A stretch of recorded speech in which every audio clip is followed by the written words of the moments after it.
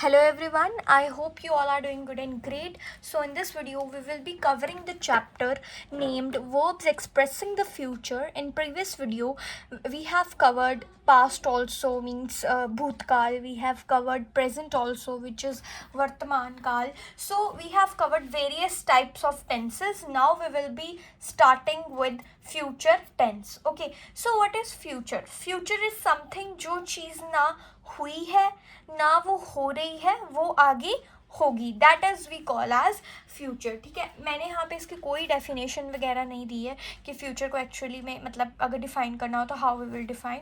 मैंने कुछ ऐसा नहीं दिया है because in today's time line if we talk about, तो यहाँ आजकल हमें डेफिनेशंस पे ध्यान ना देते हुए कंसेप्चुअल अंडरस्टैंडिंग होनी चाहिए. So I specifically in this video मैं सिर्फ आपको फार्मूलाज जैसे भी मतलब करते हैं ये क्वेश्चंस को अटेम्प्ट, वो सब बताती हूँ मैं आपको. मतलब प्रॉपर थ्योरी के साथ नोट्स हाँ होंगे लेकिन इतने ज़्यादा नहीं होंगे. Okay, so if you want to cover the basics of your English grammar you can refer to this YouTube channel because my upcoming videos will be according to this specific motto only. So yeah, let's go. यहाँ पे बात कर लेते हैं will शैल की. अभी हम बात कर रहे हैं हमारे सिंपल फ्यूचर टेंस की. ठीक है, तो हम बात कर रहे हैं सिंपल फ्यूचर टेंस की. पहले हम बात करेंगे विल और शैल की. अच्छा देखिए, विल और शैल का दोनों में मतलब इतना ज़्यादा डिफरेंस नहीं है, बट थोड़ा बहुत डिफरेंस है जिसमें लोग जो है कंफ्यूज हो जाते हैं. But here we will be understanding that इसे हम सिंपल फ्यूचर में कैसे लगाएंगे. Okay, here you can see, थोड़ा ऊपर कर लेती हूँ. will shall plus root form of the verb with first person we may use shall, क्योंकि जो shall है स्पेसिफिकली हम बात करें तो मतलब हमारा जो shall होता है ना वो हम कम यूज़ करते हैं, हम ज़्यादा will को प्रेफर करते हैं because it is very common right. तो अभी बात कर लेते हैं शॉर्ट फॉर्म्स की. will shall की ऐसे होगी, will not की ऐसी होगी, shall not की ऐसी होगी. एग्जाम्पल में है the principal will not accept this proposal, will you go to school tomorrow. ठीक है, यहाँ पे बात हो गई हमारी दो एग्जाम्पल्स की. ये एग्जाम्पल 1 है और यहाँ मैंने हाईलाइट नहीं किया था बट दिस इज़ विल जो हमने यूज़ किया है. ठीक है, तो विल नॉट हमने यूज़ किया है यहाँ पे है विल यू. ये हमारा कौन सा क्वेश्चन टेंस हो गया? ये हमारा हो गया interrogative sentence. Okay, don't go on my writing, मेरी राइटिंग थोड़ी ऐसी ही है. आपने पिछली वीडियोस अगर देखी हैं तो आपने जज कर लिया होगा मेरी राइटिंग बहुत गंदी है, बट आप थोड़ा सा कंटेंट पे ध्यान दीजिए यहाँ पे. ठीक है, यूजेस की बात कर लेते हैं. यहाँ पे विल शैल के यूजेस की बात कर रहे हैं हम. यहाँ पे we use will in following situations like I think I will, I don't think I will. ठीक है, एग्जाम्पल में है I don't think I will go out today. ठीक है, तो आपको यहाँ पे पहला पॉइंट ये बता रहा है कि जो हम विल को हम ऐसी कुछ सिचुएशंस में यूज़ करते हैं, तो आपने देख लिया होगा कि ये कौन सी सिचुएशंस हैं. तो चलिए नेक्स्ट पेज टर्न करते हैं. offering to do something, you look tired, I will get you some hot coffee. ठीक है, ये मैंने W वैसे लिख दिया लेकिन मैं इसकी शॉर्ट फॉर्म लिखी है. ओके, सो ये कॉफ़ी है, मैंने मतलब स्पेलिंग इज़ ओके लेकिन मेरे को लगता है काफ़ी लोगों को सही नहीं दिख रहा होगा ये, सो मैंने यहाँ पे कॉफ़ी लिखा है. तो ये है कि ऑफरिंग, जब आप कुछ ऑफर करते हो टू डू समथिंग तब हम इसका इस्तेमाल करते हैं. Agreeing to do something, can you get me some apples, मतलब जब आप एग्री करते हो टू डू समथिंग तो हम तब भी यूज़ करते हैं. जैसे can you get me some apples, sure I will go to the market and buy some apples. ठीक है, यहाँ पे मैंने एप्पल्स को you know what, I'm very poor in note making, I don't know why.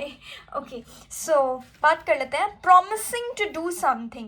ठीक है, जब आप promise करते हो to do something, I will return your money by Monday evening. आप will ज़रूर देखते रहिए कि will मैंने कहाँ इस्तेमाल किया और क्यों, मतलब उसका क्या मेन एजेंडा है. ठीक है, वो आपने ध्यान में रखना है. ठीक है, फिर आ गया asking somebody to do something. जब आप ask किसी को पूछते हो to somebody to do something, okay, तब हम विल का इस्तेमाल करते हैं. यहाँ पे मैंने एग्जाम्पल्स नहीं दिए जस्ट बिकॉज आई वांट कि आप खुद सर्च करें, आप खुद ऐसे एग्जाम्पल्स को क्रिएट करें जिससे आपको ये पता चल जाएगा कि आपको कितना समझ आया. इसलिए मैंने यहाँ पे जो है एग्जाम्पल्स नहीं लिखी हैं क्योंकि मैंने पहले कुछ पॉइंट्स में आपको बता दिया. ओके, फिर देख लेते हैं to express an action over which the speaker does not have any control. मतलब जब हम express करते हैं action को जिसके ऊपर आप जो speaker जो बोल रहा है उसका कोई control नहीं. अब आप सोचिए कि इसकी example क्या हो सकती है. Okay, it's not very tricky but it is tricky. Okay, if you are iPhone user you can relate to it that storage fill हो जाती है. अभी मैं जस्ट लेक्चर रिकॉर्ड कर रही थी और मेरी स्टोरेज फुल होगी और बीच में लेक्चर रुक गया. चलो कोई बात नहीं. मैं यहाँ पे थी to talk about the future in a general way. ठीक है, तो जब हम फ्यूचर के बारे में बात करते हैं इन अ जनरल वे, इसकी बहुत अच्छी एग्जाम्पल ये हो सकती है जैसे मैं बोल रही हूँ that I will become teacher in future. Okay, so you know ये दर्शाता है कि मतलब विल यूज़ हो रहा है यहाँ पे, तो हम बात कर रहे हैं फ्यूचर में, वो भी बहुत जनरल वे में. जब हम बात करते हैं गोइंग टू, ठीक है, गोइंग टू कैसे यूज़ होता है वो है is are am plus going to plus root form of the verb. Example में है the teacher is going to give us a test today. ठीक है, जो टीचर है वो हमें अब टेस्ट देने आज हमें टेस्ट देने वाली है. ठीक है, अभी चलिए नेक्स्ट पेज टर्न कर ले. यूजेस की बात करते हैं यहाँ पे. इसके यूजेस क्या है? To suggest someone's intention to do something in near future. यहाँ जो होता है ये सजेस्ट करता है किसी के इंटेंशंस को कुछ करने के लिए इन फ्यूचर. ठीक है, जैसे यहाँ पे एग्जाम्पल है we are going to shift to a new house tomorrow. Going to आ गया ना, यहाँ पे आर यूज हुआ है. सो दिस शोज उस एक स्पेसिफिक बंदे के एक इंटेंशंस को जो है दर्शाता है. To make predictions about future when there are clear signals that this prediction will come true. हम ये तब यूज करते हैं जब हम कोई प्रेडिक्शन मेक करते हैं, प्रेडिक्शन बनाते हैं about future when there is clear, जब क्लियर सिग्नल हो कि ये चीज़ ज़रूर होगी. ओके, बात कर लेते हैं हमारे विल शैल और गोइंग टू की डिफरेंस की, क्योंकि इसमें लोग कंफ्यूज. अच्छा, विल शैल में भी एक अपने आप में ही एक डिफरेंस है, ज़्यादा नहीं है, 50-50 का डिफरेंस मान के चलते हैं हम, लेकिन इसमें लोग कंफ्यूज होते हैं. लेकिन यहाँ पे हम बात कर रहे हैं विल शैल और गोइंग टू, मतलब हम ये दोनों चीज़ों को कंपेयर कर रहे हैं, हम इन दोनों को नहीं कर रहे. ठीक है, तो यहाँ पे है विल शैल को हम तब यूज करते हैं जब वो चीज़ मच फास्टर इन मतलब ये मेनली ये चीज़ तब पकड़ोगी जो बड़ी फास्ट होगी in future events that can not be control. जो कभी फ्यूचर इवेंट्स जो हैं वो कंट्रोल नहीं होते हैं, वहाँ पे इनको यूज़ करते हैं. ठीक है, जो गोइंग टू है ये किसी के इंटेंशन को बताती है जिसमें कोई बंदा कुछ प्रिडिक्ट कर रहा होता है. ओके,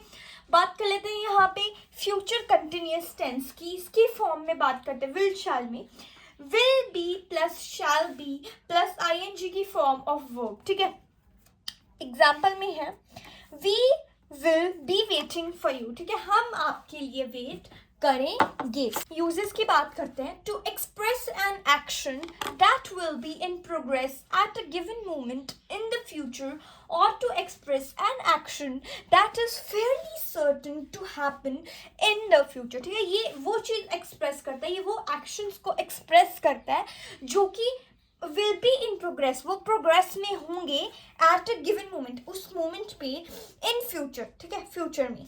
और टू एक्सप्रेस, वो एक्सप्रेस करता है एन एक्शन, एक एक्शन को that is fairly certain to happen in future, जो पक्का ही होंगे. ठीक है, जैसे है at 9 PM I shall be talking ही टेकिंग आया यहाँ पे, सॉरी, टेकिंग माई डिनर. ठीक है, गलती कर हैंड रिटन नोट्स में ये प्रॉब्लम हो जाती है बीच बीच में. अच्छा, at 9 PM I shall be taking my dinner, मतलब मैं 9 बजे में shall be मैं जो है अपना डिनर ले रहा हूँगा. ठीक है, अब बात कर लेते हैं फ्यूचर परफेक्ट की. ठीक है, फॉर्म्स की बात करते हैं. will have shall, देखिए इसमें जो इस वीडियोस, ये जो मैंने पास्ट की वीडियो डाली है और अभी मैं फ्यूचर की डाल रही हूँ ना, ये वीडियोस पे मैंने एक स्पेसिफिकली एक टेबल को नहीं दिया है. मैंने प्रेजेंट की वीडियो बनाई है ना, उस पर ज़रूर जाइए, वहाँ पे मैंने एक पूरा टेबल दिया है टेंसेस का कि कहाँ कौन सी फॉर्म कब यूज़ होगी. ठीक है, तो अगर आपको इसमें समझ नहीं आ रहा तो अब वो प्रेजेंट वाली वीडियो के स्टार्टिंग में होगा वो सब कुछ, तो वहाँ जाके आप ज़रूर देखिए, बिकॉज वो टेबल मेरा हैंड रिटन टेबल है. मैंने खुद अपनी नोटबुक पे बनाया था, चाहे मैंने आई डोंट नो मैंने वहाँ पे पिक्चर लगाई है क्या लगाया है, क्योंकि मैं खुद उस टेबल से बहुत ज़्यादा मेरे को समझ आता है, ऐसी सब चीज़ों से मेरे को भी कम समझ आता है, लेकिन थोड़ी बहुत कंसेप्ट क्लियरिटी जो है वो हो जाती है. ठीक है, तो आप ज़रूर ज़रूर उस टेबल को देखना, बिकॉज वो टेबल से आपको एक ऊपर ऊपर से ओवरव्यू मिल जाएगा कि मैंने ये चीज़ कहाँ यूज़ करनी है. ओके, सो चलिए देख लेते हैं. Will have, shall have plus past participle form of the verb. अब uses की बात करते हैं. जब आप uses पढ़ लेते हो ना, आपको समझ आता है कि ये चीज़ कहाँ यूज़ होती है. और जब आप अगर आपको बोलेंगे ना आइडेंटिफाई ये कौन सा टेंस है, ठीक है, तो आपको अगर आपने ये यूजेस पढ़े होंगे ना तो आपको समझ आ जाएगा कि नहीं यार मैंने ये चीज़ वहाँ पढ़ी थी, तो मे बी यहाँ पे ये वो वाला टेंस होगा. ठीक है, बात कर लेते हैं यहाँ पे यूजेस की. This tense is used to express an action completed before a given moment in the future. ठीक है, ये टेंस वो एक्सप्रेस करता है, वो एक्शन को एक्सप्रेस करता है जो completed before a given moment. वो एक मोमेंट पे जो है complete हो गया before in the future. ठीक है, बात कर लेते हैं. They will have declared the result by next Monday. मतलब वो कह रहे हैं कि अगले मंडे तक वो ये रिजल्ट को डिक्लेयर कर देंगे, या ठीक है कर दिया होगा. ठीक है, ये बात है. ओके, तो दिस इज समथिंग जो आपको समझना चाहिए कि फ्यूचर परफेक्ट में एक्चुअली होता क्या. बिकॉज इसमें मैं खुद को बहुत ज़्यादा मतलब कंफ्यूज हो जाती थी कि क्या भाई मेरे को समझ नहीं आ रहा, but you have to do it. चलिए देख लेते हैं. Future perfect continuous tense. ठीक है, फ्यूचर परफेक्ट कंटिन्यूअस टेंस. अभी हम बात करें फ्यूचर मीन्स भविष्य, परफेक्ट कंटिन्यूअस मीन्स जो चल रहा है टेंस. ठीक है, ठीक है, तो यहाँ पे future perfect continuous tense. Will, shall plus have been लगेगा प्लस आईएनजी की फॉर्म. देखिए जहाँ कंटिन्यूअस आ जाएगा ना वहाँ आपने ज़रूर ध्यान रखना कि कहीं ना कहीं वहाँ पे आईएनजी की फॉर्म जो है ज़रूर लगेगी ऑफ द वर्ड. ठीक है, by 5 o'clock you will have been reading the novel for 3 hours. By 5 o'clock you will have been reading the novel for 3 hours. ठीक है, ये एग्जाम्पल हो गई. इसकी यूजेस की बात कर लेते हैं. To express an action which will begin before a definite moment. ये एक्सप्रेस करता है वो एक्शन को जो बिगिन होगा before a definite moment in future. मतलब वो definite moment से पहले जो शुरू होगा will continue, वो continue तब तक होगा up to that moment. वो definite moment तक जो है. देखो मैं आपको इसको एक स्केल से बना के बताती हूँ. ये देखिए ये है एक लाइन, यहाँ है वो कह रहा है which will begin before definite. ये मान लीजिए ये हमारा definite moment है in future, और continue rap to moment that will be in progress even at the time of moment. मतलब ये इससे पहले शुरू हो गया, definite moment से पहले शुरू हो गया. So यहाँ पे एग्जाम्पल दी हुई है.